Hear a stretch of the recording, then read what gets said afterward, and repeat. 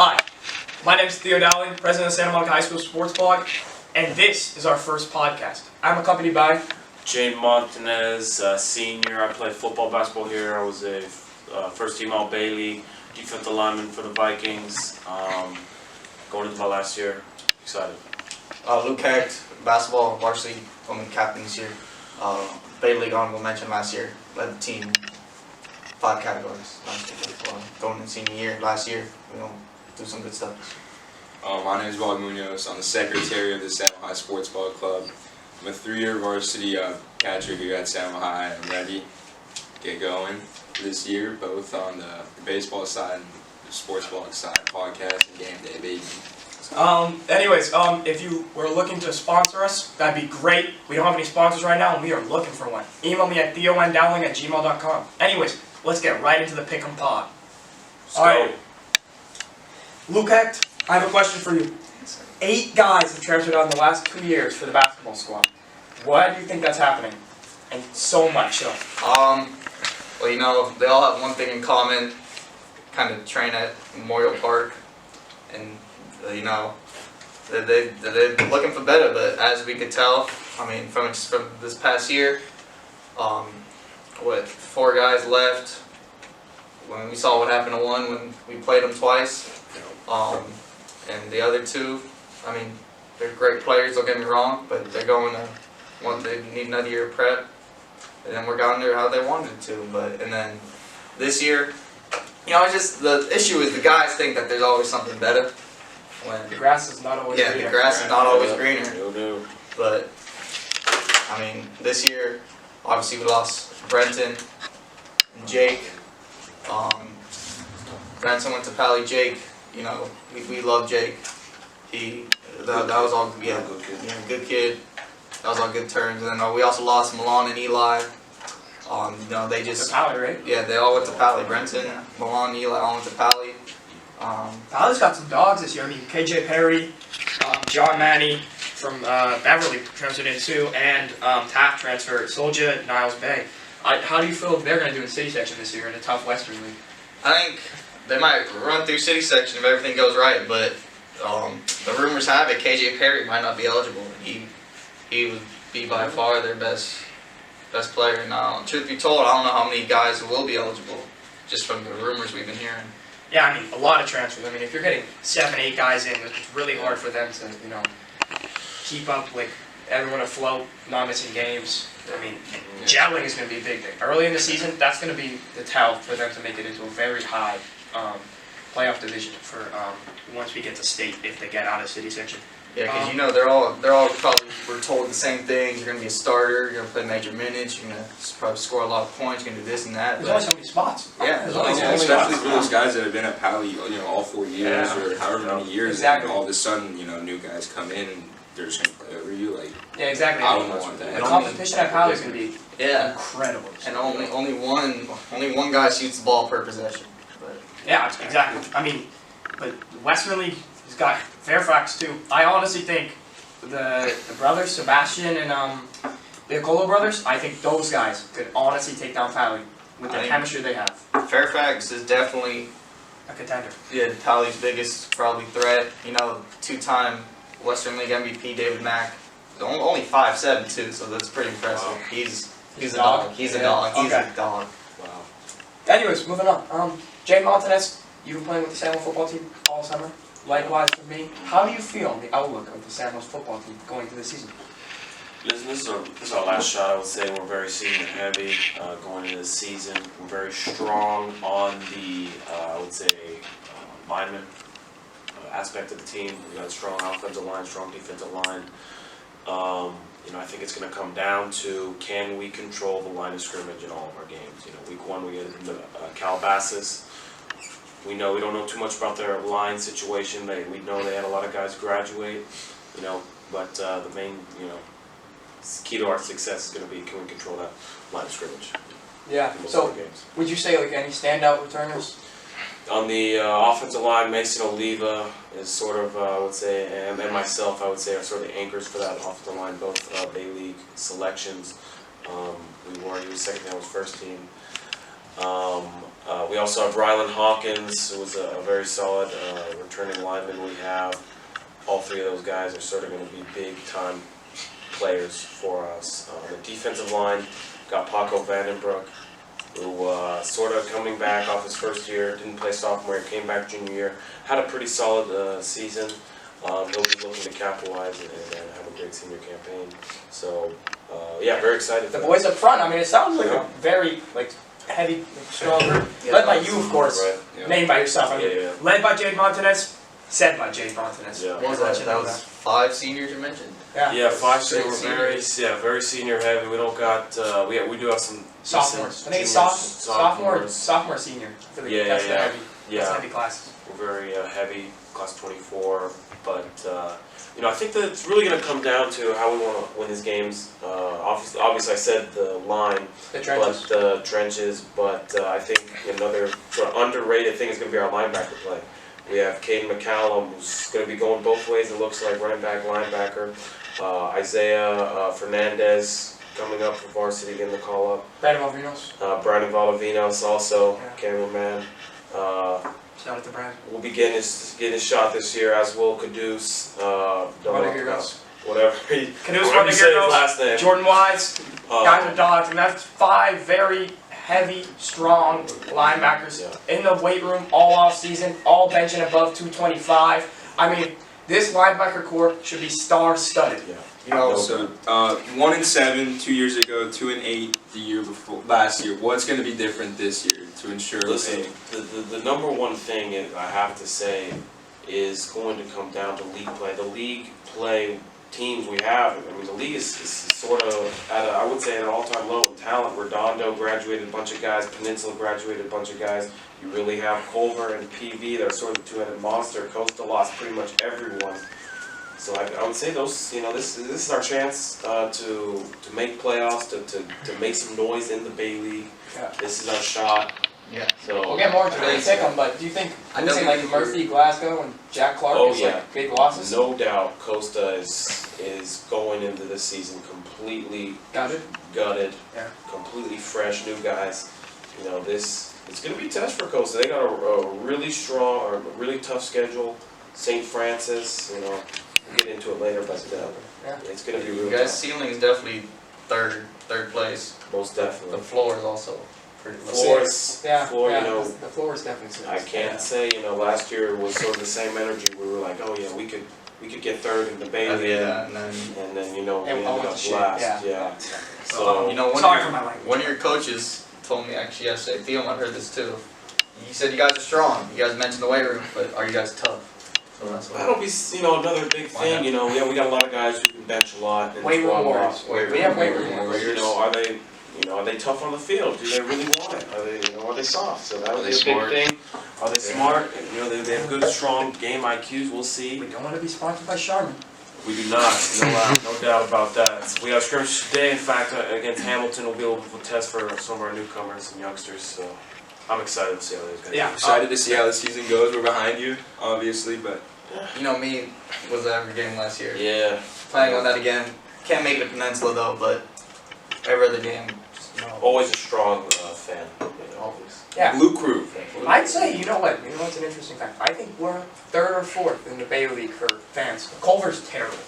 Peninsula, Yeah. if Peninsula Redondo are the top 2 for fans, weirdly enough, even though. I thought PB last year. I know it was their homecoming night when we went Oh, there, yeah. but that was. Brought up the lights for us, and no one even came out.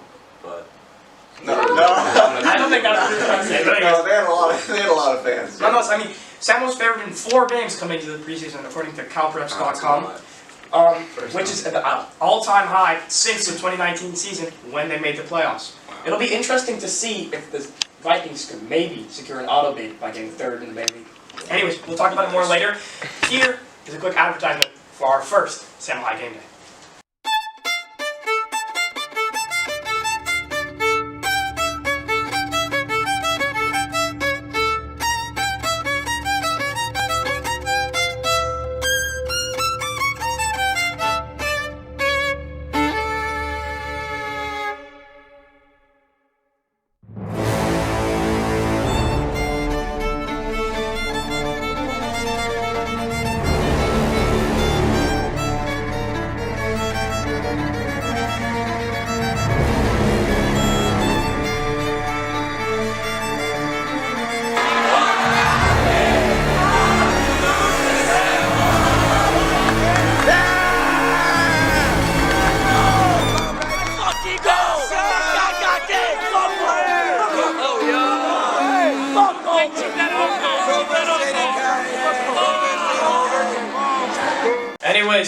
to the main part of the pod. Let's get on. It's Pick'em time! Let's get it going. And we're starting with the aforementioned Western City Section League with Venice, Pali, Westchester, Fairfax, Hamilton, and Union. We have collaborated our picks, so I'm going to read out the average for each school. For Venice, they're winning the league for us with a 1.5 average. Pali's coming in second at a 2.0 average. Third is Fairfax with a 2.5 average. Fourth, tied for fourth are Hamilton and Westchester at 4.5, and then Uni got bottom dweller the entire time at 6. Jayden, how do you feel about this league? Having Venice at first. Yeah, Venice has always been that top dog in the Western League. I feel like Pali sort of being that little brother, in my opinion. So I expect them to, they were pretty senior heavy, lost their QB, but I expect them to be back. Pali, we got Samo got them in a couple passing weeks this year. I wasn't really impressed. We scrimmaged Hamilton today. We'll see how they are, but I mean, this league really isn't that strong at all. Venice, I think we'll take it. Hecht? We got Hamilton. They've done offensive line ain't really the best, and that's why they lost to Fairfax and Westchester last year. So we don't think that they're gonna do it again. Because Fairfax, no one mentioned it, but they got a They're dog. coming. Yeah, They're coming. a dog. And I got a statement to make after Bobby Munoz says his piece on the Western. And then hold on. Westchester also lost their quarterback, other receiver running the other skill position players that they need. So, Yeah. We're going. Might be sliding down there Yeah, a little bit, and then. Yeah, so I agree with Luke about Hamilton. Their front seven, their offensive line really isn't the strongest. We'll see them obviously today. Well, when we film this, in their scrimmage against Samo High. But yeah, I think Pali's depth is going to keep them competitive, but I don't think they'll be able to top Venice, and then obviously Uni High being last. Yeah. I've got a statement to make. Fairfax is winning the Western League. I promise you this will happen. Okay? Venice lost everybody. Paul Kessler, gone. He, Division I quarterback. They lost their receivers, all their top targets, everybody. I don't think Venice will be that good. That's why I have Venice coming in third. Pali's got some guys. Braden Sanford, my buddy. He's pretty good, and I think he'll get them over the line. But I don't think they're gonna win the Western League. Fairfax is coming back, baby. They're coming back. King Levant is gonna lead the boys, the Lions, to the City Section Open Division Championship. I'm gonna add something. Yeah. So the graphic. I've changed the graphic. I've changed the graphic. I've changed the graphic. I have changed the graphic. Do you know why? Because I believe in Ivan Levant. He's got targets. 2 days ago. He's got targets. The graphic here shows Venice won. I've changed my opinion. Don't listen to them. That's hearsay. What was it in the last 2 days, actually? I've changed it. Look, I'm telling you right now. I've looked at Venice, okay? I've read their lineup top to bottom. They've lost everybody. They were so senior heavy. Pali lost a lot of guys. And Fairfax brought in the guy. Ivan Levant. Yeah, they didn't bring in guys. They brought in the guy. What, you disagree? Sorry. I mean, Ivan Levant was here at Samo 3 years. He had his opportunities. Best of luck to him. He's a good buddy. He's a good guy, but I don't know if he can really get it done. Venice is just sort of one of those teams that just reloads with talent. I feel like I don't think they've reloaded. Dude, but they've lost everybody. QB, running back, receiver, line. What are they like? Where's their strong keeps? Where's their strong keeps? I'm sorry, but when I look at you having Pali number 2, I just don't think I can put them over Venice. I have not gotten a personal look to see how Venice is in any passing leagues or anything, but I've gotten a look at Pali. And I'm sorry, there's no way I can put them ahead. Pali did lose a key transfer in Sean Greer, who we'll talk about later, who went to Cathedral. Also, Kishon Lee is gone to Dorsey. So Kishon is out. But I don't know if Kishon is actually that big of a piece. Pali's consistency to play a dime defense is going to force them to really not commit that many guys to the run. I think Venice could run through them, but I'm not going to lie. I think the game for the Western League will be in the Bull by the Sea, as Ivan Levant will walk in to Palisades High School and win the Western League. Anyways, on to the next. And front end loader transfers from. Yep. All their basketball transfers are going to be watching on as King Levant leads them. Hopefully we can get a Milan, Ivan Levant, remix photo. We stand back there, a photo like this, Yeah. Milan, Levant. Little jersey swap. I think that'd be good. Okay, anyways, on to the next. We got the Ocean League with Inglewood, Lusinger, Hawthorne, Compton Centennial, Morningside, and Beverly Hills.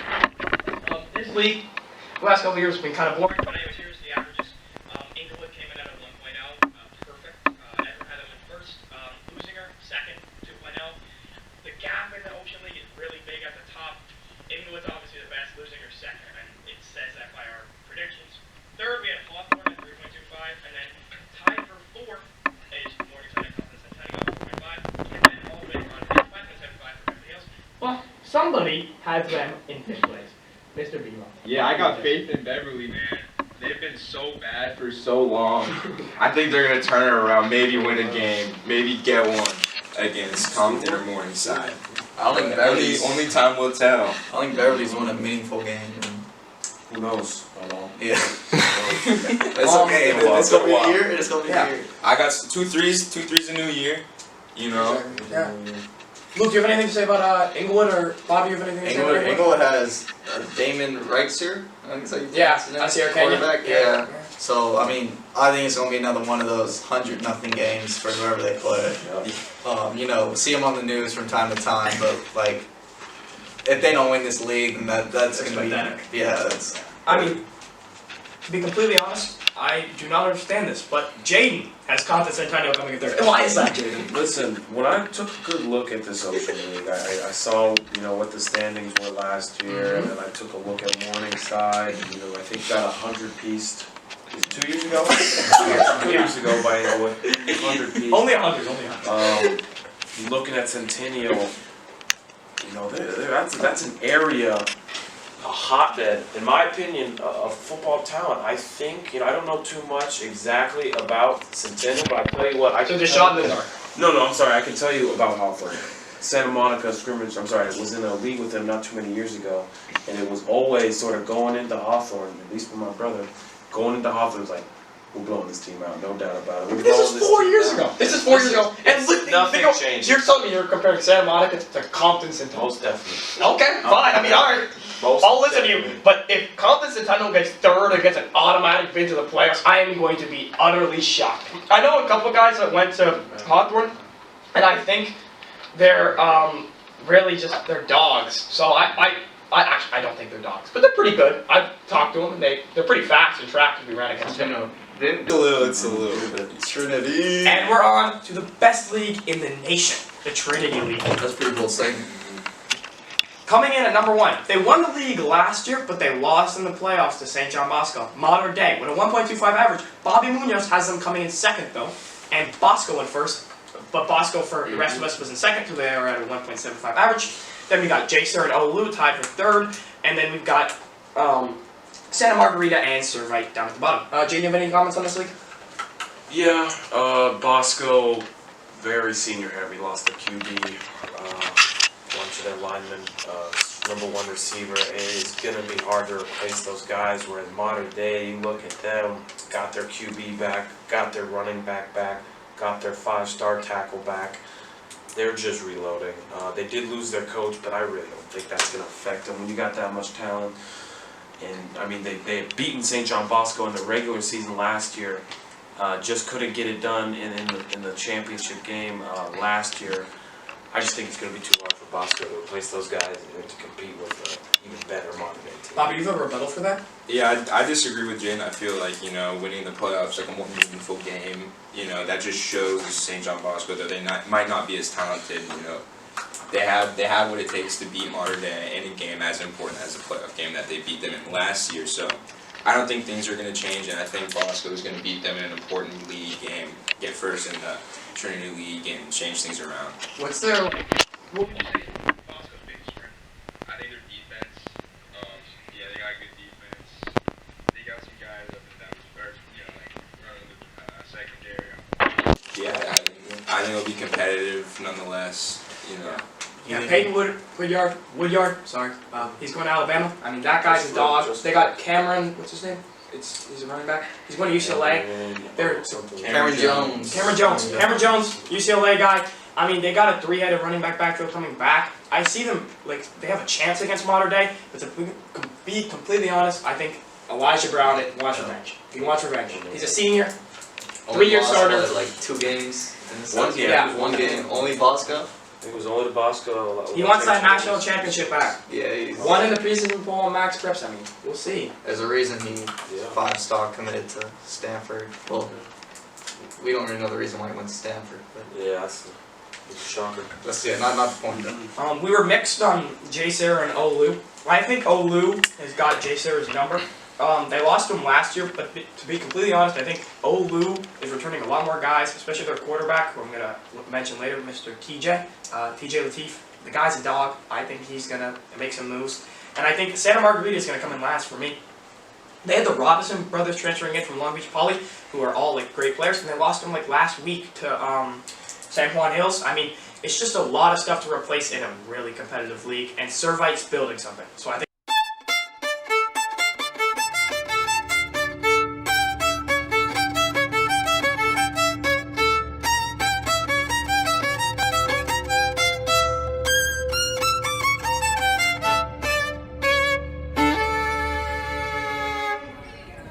It's game day? It's game day, bro. Game day, bro? It's game day?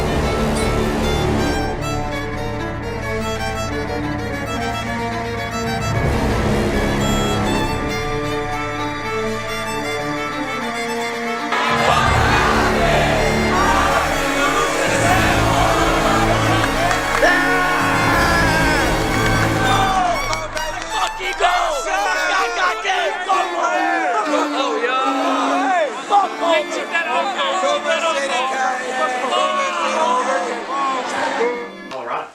Yeah, Sierra Servite's sort of been one of those perennial schools that every year they're sort of good. They had a rough year last year. They were very senior heavy the year before, but I think they're sort of one of those teams that always come back, always get into the mix of it. I just don't think that they can make that quick of a turnaround. That's why I have them sitting at last. J. Sarah, Orange, Lutheran is sort of one of those battles I'll be looking forward to. But me personally, I've trained with many defensive linemen out of J. Sarah. I've battled them personally, and they got some guys there on the defensive line side of the ball. That's where I think it's gonna come down to. I haven't gotten a first look at Orange Lutheran, but that's what for me what puts them ahead. Yeah, I mean the Trinity League, obviously the most competitive league. No easy wins in this league, and it really could be just a tie around the bottom of the league. Just wins. Yeah. There's probably not going to be any bottoms lower. And Jay Sarah also has their running backs up and coming sophomore. Gonna be a junior this year. Sensation. 7 tubs last year. Who? Oh, we got George Perez. Georgie Perez, baby, shout out! Alright, on to the next. Another really competitive league, the Mission League. The Mission League, coming into the year, last year, was led by Chaminade, who looked like they could be really in an open division battle. The problem was, Chaminade went into the league overconfident, and they got third. Third in a league where they were the obvious favorites. This league is so competitive. Anyways, for us, coming into this season, we have Sierra Canyon coming in at 1, at a 1.0 average, perfect. Then we have Sarah coming in second, Chaminade third. No. Fourth, we have Ahmad. Chaminade second, I'm sorry. Chaminade second, Sarah third, Ahmad and Notre Dame tied at fourth, and then we have Alameda down at fifth, or sixth. But I think it will be a completely different league this year. And does anyone like to comment on that? Yeah, Sierra Canyon, Chaminade, Sarah, Notre Dame, I think for the 4 big guys. I think what is sort of going to be the biggest thing for Sierra Canyon, and who I have, we all have, number 1, just got transferred, Quasi Gilmer from Chaminade. He's a 4-star. He commits today. Commits today. Oh, Yeah. speed. Okay. I think he'll be going to UCLA. I think he's crystal balled there. So I think he's going to be a massive cornerstone for that team. You also have to look at transfer Wyatt Becker from Notre Dame as well. But the number, sort of a sleeper guy who I've also trained with personally, his name is Jonah Nadley, incoming sophomore, was a freshman on varsity, had 6 sacks for Sierra Canyon as a freshman. He will be looking to get the start this year. I've trained with him personally. I can tell you that dude's going to be an absolute beast. No doubt his first team, all Mission League. Also shout out to Ashton. I don't know how to pronounce his last name. What's his last Warziak or Warziak? however you say it. Is he Polish? I don't know. But he's incoming junior. This will be his first year starting. He's got offers from Oregon, San Diego State. Very talented group. Very talented dude. He's like 6'10", 320. Sierra Canyon, I think, was. Yeah, the boys up front for Sierra Canyon are crazy this year. Then they also lost Alonzo Esparza though. They Lost did. led the Alonzo way, Esparza. but at the same time, I would rather have. They were run heavy anyway. Yeah, they were. Dane Dunn is a dog. That dude is legit, and I think, led by Eugene Brooks, a senior who's committed to Oklahoma, this line is going to be incredible, and I don't think any team in the mission is going to be able to stop them. Yeah, I think, obviously Sierra Canyon first, but I feel like this league is so competitive that, and it's anybody's game. Anybody can get third. I have Amon at third. I just feel like, there's a chance for, a team, like a dark horse third place. I just feel like this league is so competitive and, there's so much talent spread around all of these teams that it's possible. Yeah, me and Jayden have Ahmad at 6. I mean, the turnover at Ahmad is crazy. I mean, they lost a lot of receivers, a lot of running backs. I don't know if they can really make up for that turnover. The reason or at least I have Ahmad at 3rd, is because they got poached. They lost Quasi, as Jayden said, but they also lost Marquise Gallegos to Sierra Canyon, a USC commit. Sierra Canyon could be a dark horse to get into open division this season if they run through the mission. They have to go 5-0, but if they do it, I think they're a sure bid. Yeah. Other than that, though, Alemany has a couple guys coming in from Crespi, and those guys have a couple offers like UConn, and I think Alemany could actually be a sleeper pick to make it a little bit higher in the league this year after beating Lincoln, San Diego, Giant last year to make the playoffs. Wow. I mean, you've got to have some good out of leagues to make the playoffs in like a high division like that. Anyways, on to the next. We got the Sunset League. A league that's been kind of stuck in the sand, I'd say. There's not been a lot of turnover in the league. But anyways, for us, we have Los Alamitos coming in at a 1.0 average. Perfect. First place. Second, we have Edison at 2.25, but Bobby has Edison at 3rd. Flipped with Corona Del Mar, who's in 3rd place with a 3.0 average. Newport Harbor's at a 4-point average. Then we have Huntington Beach at 4.75, and then we have Fountain Valley in 6th at 6.0. It's just a really tough league. Fountain Valley's a decent team, but I don't know if they're going to have the weapons to compete against the teams they go up against every year in, year out. Yeah, Los Al, golly, they got some major transfers. Davion Mitchell, #1 tight end in the country, class of 25 coming in, no doubt, via Allen High School in Texas. No doubt he's going to tear up this season. Also, as Luke said, Alonzo Esparza transferring in via Sierra Canyon to Los Al. Most likely he will get the start for Los Alamitos. They just got so many guys. Also, Kamar, what is his last name? Moody or something? Via Campbell Hall. Yeah. 4-star linebacker. And they just really... Friends with Advent, so that's obviously a problem. The problem for Los Al is they've lost a couple guys. I mean, they lost Jet White and Kobe Boykin to East Coast powerhouse Miami Edison in Florida. And I think their open division run might be kind of hard because their league, other than Edison, really doesn't have that power like other leagues do have. Yeah. I will say, Newport Harbor has a chance this year against Corona Del Mar. They've got Milligan transfer Jordan Anderson, who is a dog. Oregon commit, 4-star. I mean, the kid can play some ball. I think the Sunset League needs a little bit of turnover, especially at the bottom, to secure more higher league divisions, or playoff divisions for them. I think getting rid of Fountain Valley and Huntington Beach, even though they're longtime members, and putting in some teams maybe from Long Beach, like if they could poach Long Beach Poly from the Moore, I don't know if they'll let that happen, but I think adding different teams to this league is a key for them to start getting to higher playoff divisions. Yeah, as you said, Newport Harbor. Sort of my sleeper pick. I think they'll definitely make top 3 in the league. Jordan Anderson, they've always been the rules. Very disciplined teams, always do good, always put out good teams. But I think they never really had one of those guys that go get major offers, and now they have it. I think they're going to be a major team. They're going to make some noise. Take down Edison. I think I have them over first. It's going to be interesting. Anyways, we're halfway through our picks. The YouTube app rate is coming up right now, so second. And we're back. Second part of the Pick'Em Pod. We're now in the Angeles League, not a city section league, a southern section league with a lot of private schools in it. And we have Cathedral coming in first, accompanied by Loyola, and then after them we have St. Francis, St. Paul, Paraclete, and Crespi. Or no, sorry, we have St. Paul and Crespi tied for fourth, and then we have Paraclete in sixth. Jayden, how do you feel about this league? Last year was a three-way tie last year. At the top, yeah. Three-way tie, St. Francis, Cathedral, Loyola. They all sort of like went one game apiece on each other. It was kind of weird how it worked out. St. Francis losing a ton of guys. They're losing their quarterback, their star lineman, Hank Foley, Samurai, transfer. They just got too many guys. It's going to be hard for them to place in this league. Loyola, they got an extremely strong line.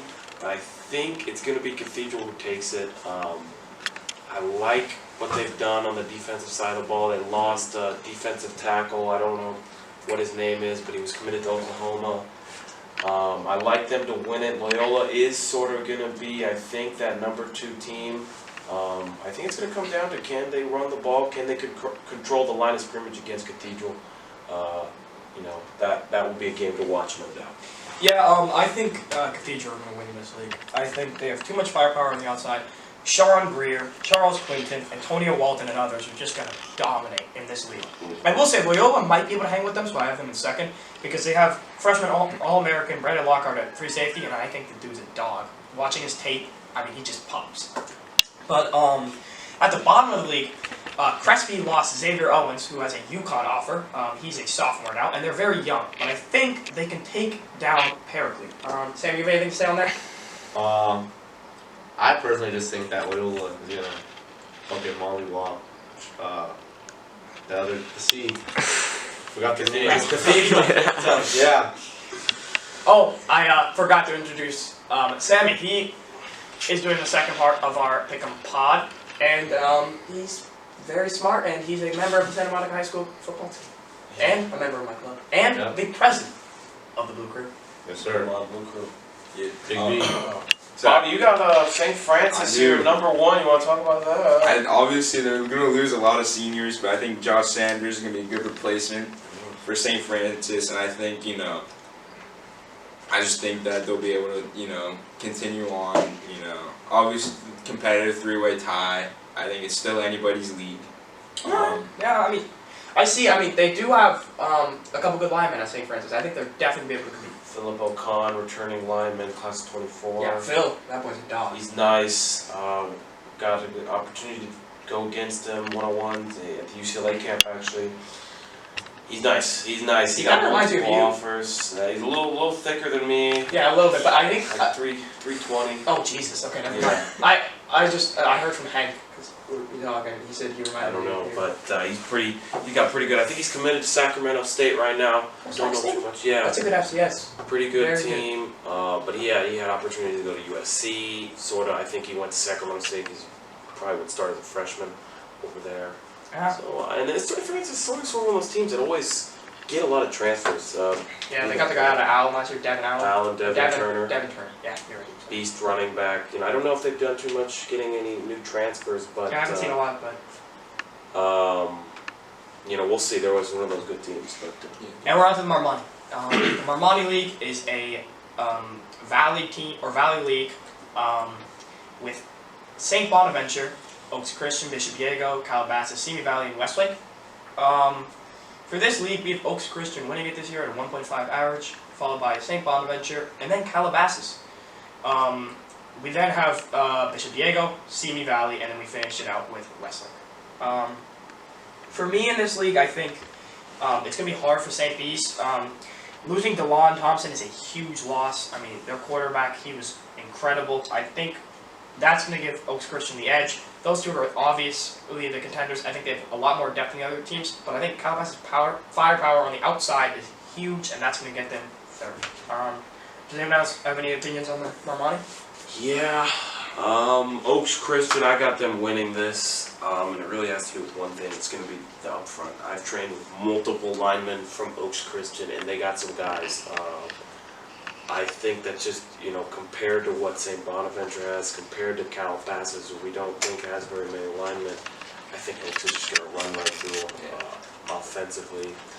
Calabasas having Aaron Butler, that'll keep them in it, but when you get late in the game, She's gonna tire out, I just don't see how they're going to stop the run. It seems like the run's gonna be the problem. All you. Their front seven and the line. That's their problem. But their skill is so good. I think they can beat these lower minor league teams.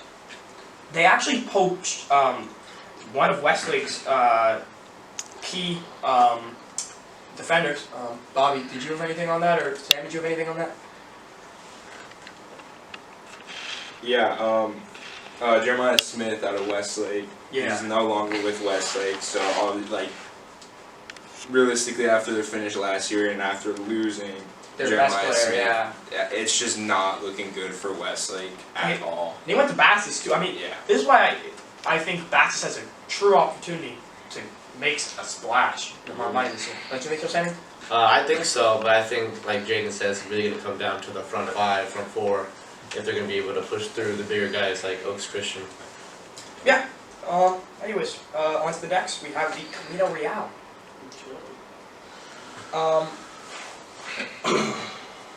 The Camino Real is a 17 league, private school league, with Cantwell Sacred Heart, Salesian, Bishop Montgomery, Mary Star, St. Monica's, Bourbon Day, and then Don Bosco Tech. For us, we have Salesian and Cantwell Sacred Heart kind of the top with a 1.5 average, and then we have Bishop Montgomery. Then we have St. Monica's, Mary Star, Bourbon Day, Don Bosco Tech. Jay, do you have anything to say about this league? Yeah, I think I have Salesian winning this league. Tried recruiting me last year to get over there, and they got a good program. I have no bad things to say about them. Very strong program. Always have a very strong offensive, defensive line, and when you match up with teams like St. Monica's, who I really don't think have really any linemen, I think they're just going to run right through them. Blew them out last year. And obviously they're losing quarterback Logan Eminent, losing some guys on the outside as well, but they're returning star lineman Jose Gomez. Would you say Logie's a big loss? Absolutely. They were a running football team. I don't know if I would say big loss. You put up some decent numbers, but I don't know. I think they're just going to run the ball and run right through them. Fair enough. I actually say Monica's coming in third in this league. I think Bishop Montgomery lost a lot of guys, including Dominic Sellen, who's going to Chapman this year. I think St. Monica's, with their Idaho State commit Josh Barnes, led by his dad, Coach Barnes, he always builds something great. He used to be at Santa Monica, and he used to be my coach, and I know that guy through and through, and I think he's going to make a splash in this Camino Real, and he's going to get an auto bid to the playoffs after last year's playoff success. He's turned around. He's turned that program around. Got him to, I think, the semis. Was it semis? Yeah, lowest league, but yeah. Semis last year, CF playoffs, and it's going to come down to, they can throw the ball, similar to what we're talking about with Aaron Butler, but how's that line going to look? Compared to the other teams that really have strong lines. I don't know. Yeah, at the top, I don't think they complain, but I think they could beat a Mary Star. Yeah. I just feel like, Camino Real League just doesn't have as much talent as a lot of the other leagues we're talking the about. other leagues we're talking about. So I think, obviously, I think Salesian just physically just be able to roll through most of these teams, if not all of them, this year. That's why I think, realistically, they're going to be number one. Yeah, I think this league is the most divided. I think the top two is really cemented. I'd say the middle three is pretty cemented, and then I'd say the bottom two are basically already having their funeral before the season. Jesus Christ. That was just a guess. I didn't know. I looked it up. I tried to find some stuff. Nothing. Nada. Jesus. All right. Well, anyways, on to the next league. More interesting league. We have the Pioneer. The Pioneer League is a South Bay league with Lawndale, Northwest, South Torrance, and El Segundo. I don't know why Torrance is not called East. It would work perfectly, but nonetheless, I've always had that correct.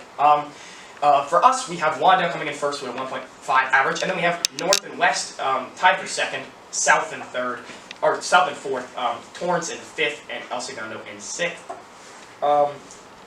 For me, I think South is going to come in second. That's my surprise. I think with Kyle Brown coming back, a receiver, and having their same quarterback they've had for 3 years, I really think South can build something this year. I think it's a really depleted West team losing Kyle Cascadia and their quarterback, Jack Sharman. I mean, I think they've lost just a lot. They lost their leading tackler, QB, wide receiver, running back. I mean, they've lost everything. I think they're depleted. I think South is finally going to make some automatics. And I think North, I saw them in passing. They didn't look that great. I think South can really make a splash. Yeah, Lawndale has sort of always run this league, always put out great talent. Losing Louisville commit, what's his name again, you know? Oh, I know his Instagram is Venice Made. It's Orlando Greenlaw. Orlando Greenlaw, a tight end. That dude was a monster. We in fact were at the game. Lawndale lost against Loyola last year in the playoffs. That was absolute crazy game. It was a great game. I met Hero that game. Tore up that game, but I mean, they're just one of those programs that always just come back with great talent. But I think, you know, where it comes down to, I have here at number 2 at North, but it's sort of going to be the teams. The battle to watch can be West versus South. I think West is just always a program that's very good, very well disciplined. When I look at South, we played them last year. They weren't impressive that up front. You know, I think West has the line advantage. I think South lost the 3-star running back. Yeah, they did. Lost him. But he was injured. He was banged up. Banged up while you're doing have a great senior campaign. But I don't know if they can compete with West. Sarah, do you have anything on this? I'm not too agree with y'all with Lawndale taking like the cemented first, but I think North's gonna have a run for second. Especially after seeing us, you know, us play against them in the 7th round. They're a really physical team. You know, I think they're really something to look out for this year. West, also another physical team. I have to put them in 3rd. South, though, I don't know. I think I'm small as an O lineman, and I think I was doing pretty good against them. So I don't know. I'm about to put them at 5th. Torrance, never really seen them, but you know, South is pretty ass. So I'm gonna put them at 3rd, and the Gundo is just. I actually have West winning this league. Jeez. Very big surprise. I got them, you know. I think Todd Butler's building a good program over there. I think, you know. Yeah. He always has them playing hard. I will say, no matter the talent level, they're always playing hard. The hard-nosed football. Last year when they played us, returned opening kickoff for a touchdown. A lot of teams, you know, might take that, you know, bend over, you know, not be able to come back after that. But then we ended up getting beat pretty bad. Yeah. So I think, you know, they got grit, they got good leadership, and I think, you know, they'll play hard this year as they always do. For me, I feel like the problem is I think they could compete for 3rd, but I really think they just lost too much. They just lost too much. QB, wide receiver, running back. That's a huge loss, and they lost a lot of linemen. They still have Aiden Jacobs, offensive tackle. That guy's pretty good, but I think up front they're going to need to really dominate, and then I just don't see it, to be honest. For Lawndale, though, I mean, led by Travis Clark, former Santa Monica High School coach. I mean, the guy wins everywhere he goes. At Samo, he won 2002, last championship we've had, CIF. He was the leader of that team. Brandon Bonavino's dad was on that team. Shout out to Chooch! And then, yeah, I mean, I just think they're going to win the league. I don't think it's going to be that close. I mean, North lost by 1, but they've lost to 1 guy. So, that's it for that league. And now we round it out. Bay League. With the Bay League. Most of you know, but it's PV, Costa, Culver, Redondo, Peninsula, and your Santa Monica High School Vikings.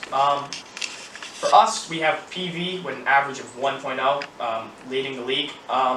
Second, we have Culver with a 2.25, followed by Costa, then Santa Monica, Redondo, and then Peninsula. Yeah, PV's sort of been that top dog for some time now. The last time they lost the, I think, league championship was when Culver, it was Culver City when they had Zebiakis.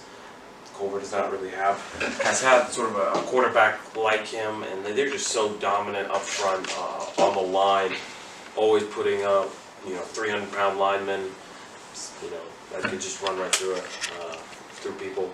Yeah. So I don't know how anyone's going to compete with them really. I have Culver too. I just think that they got led by that 2 Miles and Braylon Singleton. I think it's going to be hard for anyone in the Bay League to really compete. I don't think anyone really can guard them. Palos Verdes did lose with Mikey, D1 Mikey, I don't know what Yeah, Michael Beresford Yeah. and Cameron Gerardi. I mean, they both went to Long Beach Poly. I think they're big losses on the outside, especially because they're going to go against a really good Culver team with the Twins, as you said, Right. and Mateo Torres. I mean, they got some guys. I think Sammy Sylvia has a chance to win that game. I just think Palos Verdes is too good up front, especially in their front seven, with all their linebackers returning, their front four basically returning. They have Bobick back, right? Jason Bobick? Yeah. Yeah, that guy's a dog. I mean, they got a couple guys. I think they're going to be able to beat Culver, especially at home, at a 3 p.m. kickoff, like what they're used to. I think Costa's going to go through a woe, though. I really think 37 seniors is a lot to replace. They have their quarterback. They still have Myers Leonard on the outside, but they're losing a ton of guys. I just don't see how it could come to fruition. And I'm on the Santa Monica High School football team. Confidence is key. I'm going to say we're going to get third. I think we can beat some of these teams. And for me, I think Peninsula lost a lot. It'd be really hard for them to win a couple league games. And Redondo, they have a decent outlook. They're led by Nico London in his first year as a starter, the junior. They've got a lot of returning like receivers, like Cadence Turner. That guy's really good. He played on my 7s on 17. But really, like, I think it's going to be Redondo, Peninsula, Samo, and Costa. I feel like it's kind of separating a little bit from Palos Verdes and Culver in this final year of the contract for the Bay League. Yeah, well said. As you said, Culver's just gonna. I don't think they have the too many linemen. They have Keenan Carter, class of 24. I got the dog, yeah. He's good, but they've lost Chuka. a bunch of linemen. Chuka. Lost some guys. What was it? Boogie Lewis. They have really solid linebackers. J.R. Kirkwood, Daryl, Pierce Reynoso. I think they could. They have a chance to maybe slow down the run. His cousin. But I just don't see it. And then Costa, as I said, it was the hardest decision for me to have to pick. We go to Samo, so I think we could have a chance to take down Miracosta. We could have a chance, but Costa's just one of those programs that always have good teams, always sort of reload with strong guys who are Program. It's a program. Yeah. I feel like that we're trying to build that here, but I think they have a program. It could go either way. I feel like it's pretty wide open this year in the Bay League with a lot of new quarterbacks starting. Mario Rugadero at Peninsula, Nico London at Redondo, and Palos Verdes has Ryan Rakowski, an incoming freshman, seeming like the starter right now. Bobby, you have anything to say on that? Yeah, I mean, Ryan Rakowski definitely has a chance to be PV's starting quarterback, and he will definitely, thrive there behind that offensive line with those skilled players. If they have to run the ball, they can run the ball. Exactly. When they throw the ball, he's going to have guys that are going to get open for him. Yeah, And they're going to be number one. They're number one. Year after year. I think Costa, despite having replaced 37 seniors, they have, 30 more juniors that are rising seniors. They just consistently can filter players. When they lose so many, they have so many to replace them. And then Culver third, obviously Culver's good. I just think Costa's going to be able to reload and take everyone by surprise. And then as the only non-San High football player in the room, I feel like I have a more realistic, non-biased outlook on how the season's going to go in the league. I have them beating Peninsula, coming in 5th. I'd say that's a fair I evaluation. think if they're gonna beat Redondo and if they're gonna beat Costa, who Theo seems to think is not gonna be as good, Yeah, I mean it's gonna take a lot. it's gonna be rough. It's hard to talk about it like if you're on a team because you want to have some passion in it. So I feel like it's hard for me to judge that. I really feel like Peninsula's kind of falling apart though. Yeah, They've lost a lot of I guys. agree with that. Peninsula, I don't think they're gonna have the ability to replace the people that they've lost. They have Andrew Russell and Caden Carell. That guy had a one-handed catch against us last year. It's pretty good. But they have some big boys up front, but it's going to be really hard. And now we have a pretty good offensive line, I think. This is the best offensive line I've been here to be a part of, and I really think it's going to be key to beat Peninsula in their homecoming game, under the lights, to bring them in another year in a row. So Yeah, that's going to be the key for us. We talked about this earlier. Can we control the line of scrimmage against teams like Redondo, teams like Miracosta? Peninsula. We talked about PV Peninsula. It's going to be really hard to do that against PV. But when we do it, when we go into Redondo Peninsula, Redondo's got Nate Stevenson, Stanford. I think he's going to baseball commit. He's a great athlete. Can we get it done? Yeah. I think, Culver's going to be a game where the DBs need to step up. I mean, they've got really good outside play. I think Coast is the one game, I think, at least for me, the reason I picked us is because I think there's a lot of passion going into that game. Last year, Miracles posted a TikTok the week they were playing us about a funeral. And I'm not going to lie, they did bury us. But, to this day, it pissed me off. Does it piss you off? Yeah, definitely. It angers me, because I feel like at a certain point you represent your city, you represent where you're from, and I think it's finally time. Yeah, it's personal. It's just personal. I have a personal beef, so when Manhattan Beach boys come into town, I feel like it's the first time we've had. Also, watch out for Theo Dowling. Yeah. He is single-handedly gonna win. Theo Edward Dowling. Yeah. Remember the name. Remember the number. Yeah, hi. I'm Theo. It's gonna be interesting. We got them at home this year. They're coming down here. We'll see. It'll be the extremely large task to see how that line, Miracosto's line, does, and how we fare against him. So I would say that's probably the game to watch. Me personally, that's the game I'm looking forward to. Oh yeah. Hey, homecoming for us too. Yeah. I really want to beat Costa. Theo Edward Dowling is out for blood. Watch out for Theo Edward Dowling is out for blood. Just to let y'all know. Sam, you have anything to say? Anything else? No, I just think that, like, Santa Monica, if we really want to do anything this year, we're going to have to control the front line, like Jayden was saying. I think, like, kind of switching up the whole O-line now this year is going to be, it's like a risky move. Like, it's looking good right now during practice, but we're going to see how it's going to look today at Hamilton and first game against Bassis, so. Yeah, we're trying to get into more rotations for our defensive line players with depth. I think Paco Vandenbroek and Jayden, they played every snap last year. And I think it's key for them to get some reps off, so then they come in and they're still fresh. Yeah. So I felt fatigued last year. It was hard late in games especially when we played Redondo Peninsula, where they were games going into fourth quarter. And you're just we could dead play tired. them. Yeah. We just didn't have tired enough out. tank. Yeah, the exactly. tank was empty. And But you can't completely blame it on that. Because the thing is, if you're playing every down, every rep, it's impossible. Right. You're gonna get tired, and there's gonna be reps where you just can't give it your all, and that's what you need to win those games. Right. Tightly contested contests. Yeah. So it's gonna definitely be a big help. Keep guys fresh going into the late. Yeah, we're gonna touch back on this in our podcast when we go into league, because Cal Prep's new rankings are gonna be out. For Cal Preps, they have the league finishing as it did last year, except they have Culver and Miracosta switched. But other than that, I think it's going to be very tightly contested contests all year. 2 games that are going to be very fun. Peninsula, Redondo, under the lights. We're going to those places. We might bring a little bus with us. I heard from some ASB people some cackles about a bus coming with some people on it. So it's going to be fun. It's going to be loud. Best 2 student sections of the Bay League. I'm sorry, Peninsula Redondo for me. I don't think Sam. Yeah. The man who has the horn, Sammy's going to be on the field, so I don't know. You're going to have to pass it off. I don't know who you're going to give it to. I don't know. You can make your announcement right now if you know. No, I'm about to see who steps up during the first 4. No, however many home games you have before Redondo. Any candidates yet, or still looking? Thinking of Jacob Guerrero and maybe Luke if he attends. Yeah, I think if Jacob's in a full Viking suit, that'd be amazing. That'd be like Then a again, I don't know if Viking. We'll be able to feel like. We're gonna see. I can report. Oh, we got Bobby too. I think Bobby's definitely in there. I heard rumors. Never mind, Bobby's on the field. I heard rumors of Henry Allen coming back. Samurai legend. Get him in the Viking suit. Henry Allen. So it's Henry Allen. Okay. He looks like a Viking. Alright, I need a little ranking. So we have Henry Allen, Masha Derrick, and I need you to rank these 3 players, semi legends. Amari Tipton, Henry Allen, Masha Derrick. Henry Allen, #1 by far. I got Henry Allen, White Amari for 4. Tipton, Small Legendary. You're telling me I think I got to put Marshall Derrick. I mean, for 4 years he put his heart and soul in the program. Amari Tipton, you look at him.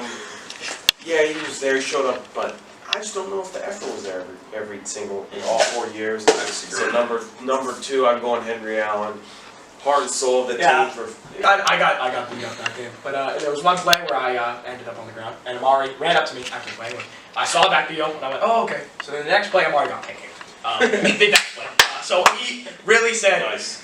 Hey, if you can do it, I can do it too. So that's why I love Amari. Anyways, on to the next segment. We have players to look out for. Me and Jayden have a couple guys that we are looking at. We'll go 1-1-1-1. Okay. Okay. So you want first or second? I can go first.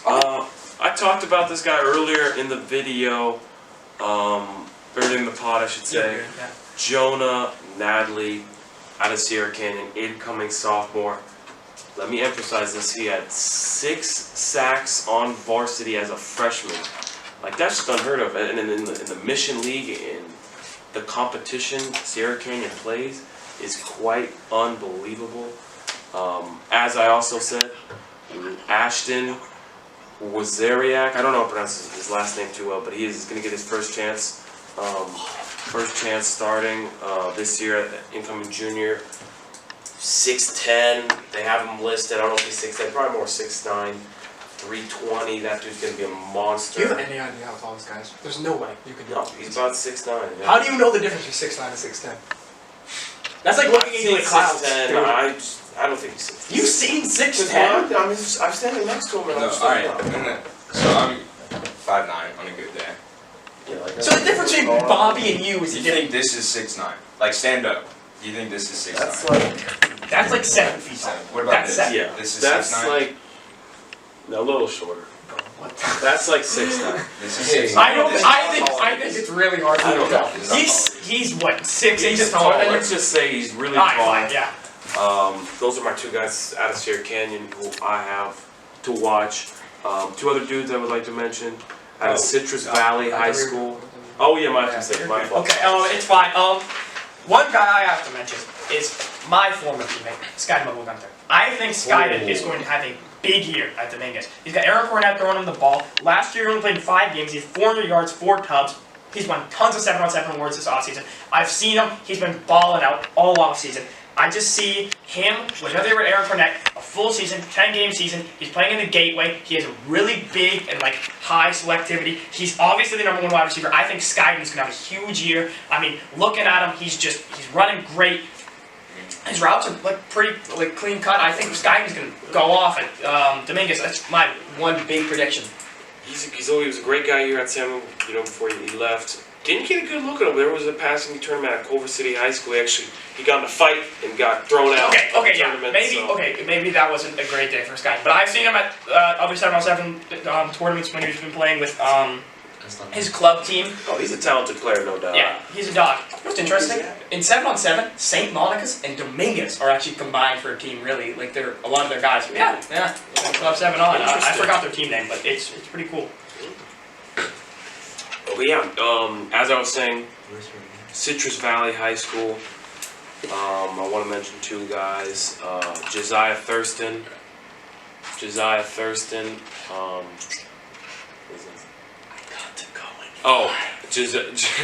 Out of Citrus Valley High School, I want to mention Josiah Thurston and Stephen Brandon. I mean, those are 2 guys I've trained with personally. And let me tell you, they're guys. They've got multiple offers from all over the place, notably Weber State, NAU, UC Davis. Those guys can ball. Citrus Valley is sort of in one of those leagues, where I believe they've always been sort of the little brother. I want to say, God, it's on the tip of my tongue. Can't remember The Apple Valley? Apple Valley, that's right. Apple Valley. Can they compete with these 2 guys? I think Josiah Thurston might be one of the best offensive tackles in all of California. He's got great length, 6'6", I should say. He's got almost I believe it was 6'10" wingspan. Yeah. I mean, 6'10" wingspan. it's interesting. Apple Valley's such a young program, but they're actually building this huge history. I mean, Apple Valley opened at a school in 2008, so it's a 15-year-long school, and they're building this immense program. I really think they've got some guys over there in the IE. For me, my second player, I have TJ Lateef. He is the quarterback for Olu. I mentioned him earlier. He had 2,400 yards last year and 18 touchdowns with a younger squad. I mean, the guy is great. I think he's going to really ball in the Trinity, and I think he's going to get them to 3rd place. It's going to be hard for him against a Modern Day or St. John Bosco, but if he even has a decent game, I think he's going to net some big offers. I mean, the kid can play. He has this gunslinger mentality. I've seen some of his highlights. They're probably on tape right now. They're showing you. The guy can sling it. I really think if he brings down his interception numbers, brings up his touchdown numbers, he's going to elevate Olu's play to a different level. My other guy is for Sierra Canyon. Dane Dunn. One name, one man. He's only 5'9", but he's a dog. they brought in all these guys. I still think Dane Dunn's going to be the main man. I mean, more than 2,000 all-purpose yards and 28 touchdowns, and I think Alonzo Contreras struggled immensely last season. Dane Dunn put the team on his back, got them to the regional finals right before state. I mean, the guy can play, he's so elusive, he's fast, he's physical, he's strong. I mean, he's a full package running back. He's going to get some offers this season. I think he and Modern Day's running back are the two best backs inside the section. I think he's better than Cameron Jones. Wow, I mean, he's certainly a great running back. Just, I don't know if I could put him top two. What is he, 5'9"? 5'9"? I think that might be a little bit of an overstatement, to be honest. Yeah, I don't know, it might be, so that might just be one of the things holding him back, but there's no doubt that kicking ball, I think he had 300 yards against Warren last year. Dude, the kid literally, he puts up these numbers that are incredible, and they're trying to get rid of him. I just don't see it. I mean, look, Wyatt Becker's in town now, so I guess they're going to throw the ball a lot more, but this trade-off for them is going to be great. Yeah. It's going to be amazing. Obviously he has benefits from that great offensive line, but that dude is, it's going to be a great player. Anyways, so that was our outlook players. We'll do a couple players maybe every week. We do a podcast. And I'm going to pass it over to BMO for a girls flag football section. Yep. Earlier this year, CIF voted to basically start a new sport in CIF sanctioned sport, which is girls flag football. And Samo High has joined and will be taking part with Mr. Lambert as the head coach of our girls flag football team. Similarly to most teams here, we're going to be a part of the Bay League, consisting of Miracosta, Peninsula, Palos Verdes, and Redondo Union, who actually had a club flag football team last year and played against Long Beach Poly in the tournament, or the League of Champions, excuse me. But yeah, they have experience, so that's going to be fun to watch. Obviously, it's flag football that pretty much we've all played before, but there are a few rules that have stood out to me and that will be different. Right. So they're going to play two 20-minute halves with 2-minute warnings. There will be no run zones established 5 yards outside of each end zone and 5 yards out of each line to gain, which is basically a first down.